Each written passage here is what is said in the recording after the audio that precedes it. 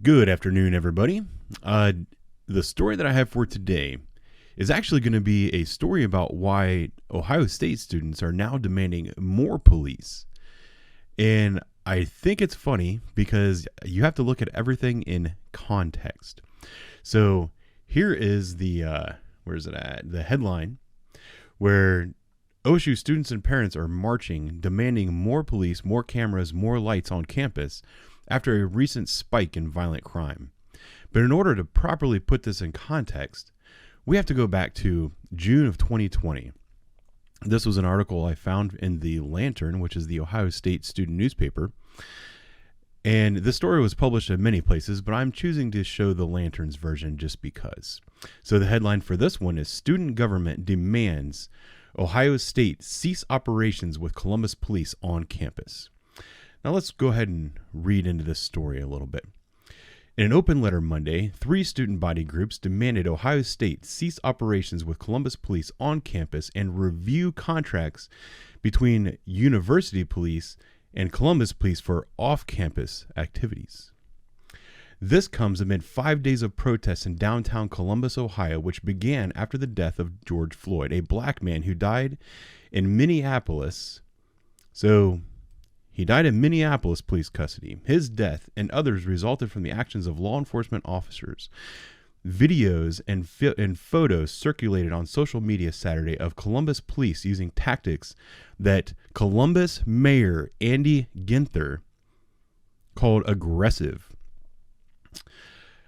Before I get too far into that, I want to talk about this picture right here. So on May the 27th into the 28th, there was a riot that started in the city of Columbus. I was there. There were people flooding the streets. They were smashing bus stops. They were picking up trash cans and throwing them through windows. This building right here, the Palace Theater, is a historic theater in the city of Columbus. People smashed the windows and lit the freaking building on fire.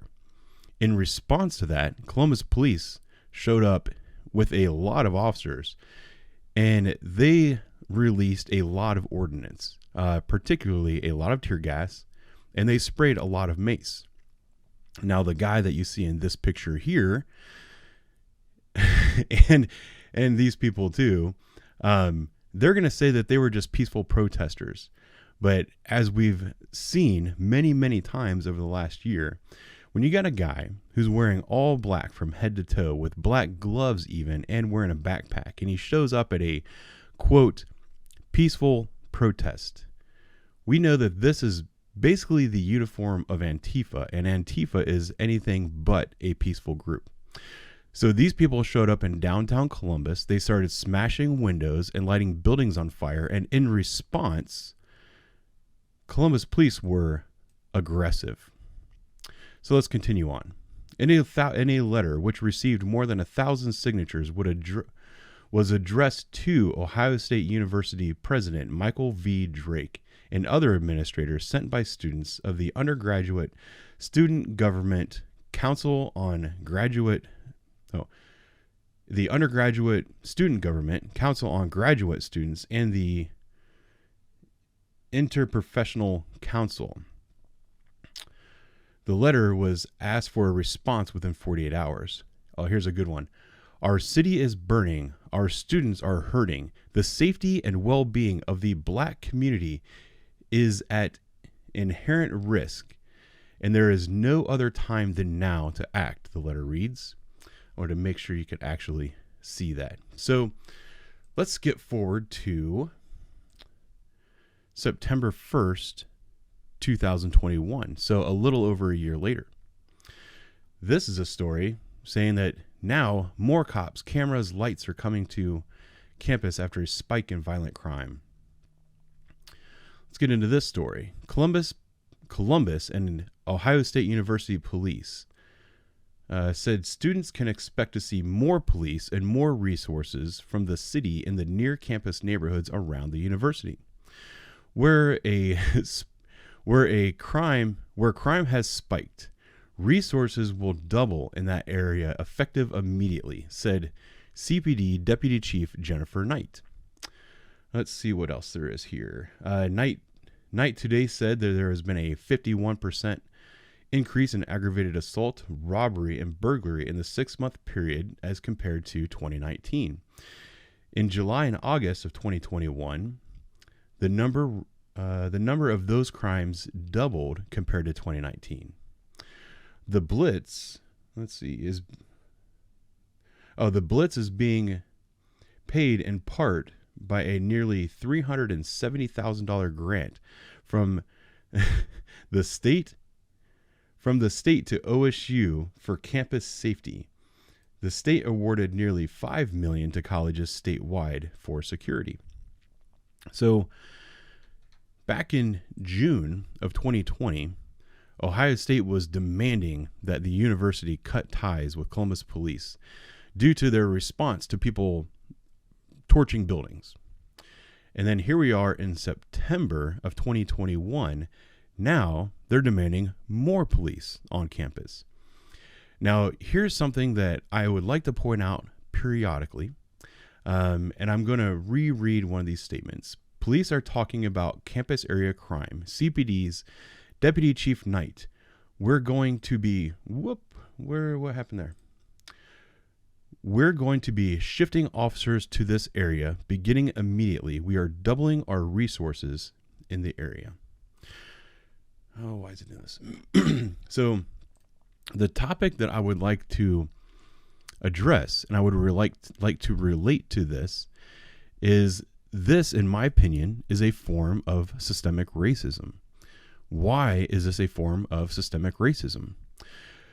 Well, because we have a lot of mostly white, rich college kids, or maybe not rich, but let's just say wealthy or affluent. They live in a small area and they start to see a little bit of violence encroaching in their quiet little neighborhood. So they demand that more police resources are diverted to their area. Well, there's only so many police officers and so many hours that a police officer can work in the city of Columbus. So in order to put double the resources in the campus area, those resources have to come from somewhere else. So this right here is a map of the city of Columbus, and each little dot is going to show where a homicide has occurred. And in this case, I know for a fact that's not where the homicide occurred, but that's where the body was found. But regardless, so right here, I don't know if you can see that well, there's this lettering in the center of the screen that says The Ohio State University. This is the campus area. Notice how many homicides have happened in this area. Here is where all the other homicides have happened.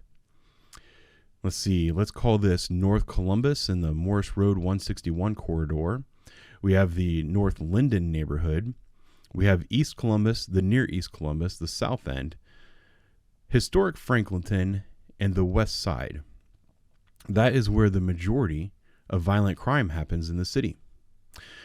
So another interesting thing about these neighborhoods is most of them are majority minority neighborhoods, meaning the majority, the people who are seeing the most violence in this city, the people who are the victim most frequently of violence in this city are going to be minorities because the violence is happening in their communities. So since there was an uptick in violent crime right here in Ohio State, where all these rich white kids are going to school and where a huge amount of money for the city of Columbus comes from, they're going to be taking officers from these areas where all the homicides and the majority of the violent crime is happening, and they're going to flood areas like Ohio State. What does that mean?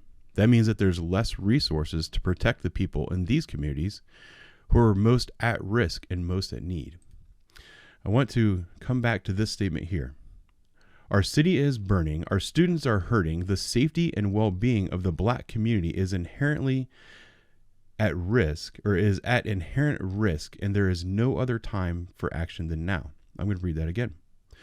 Our city is burning. Our students are hurting.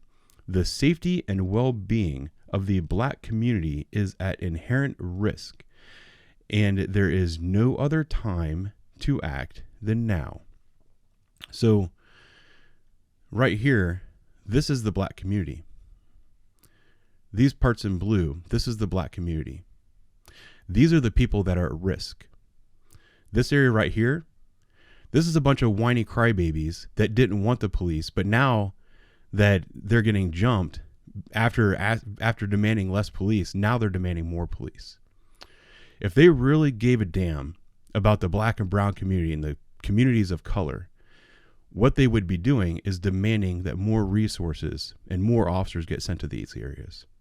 But that's not what they're doing. So if you were to ask me to point out instances of systemic racism, this is exactly the map that I would show you. I would show you that systemic racism occurs when you demand that officers leave these areas, stop protecting these people who are most at risk, to protect these people because they have money, power, and influence. Those are my thoughts for today. Thank you for watching. I'll talk to you soon.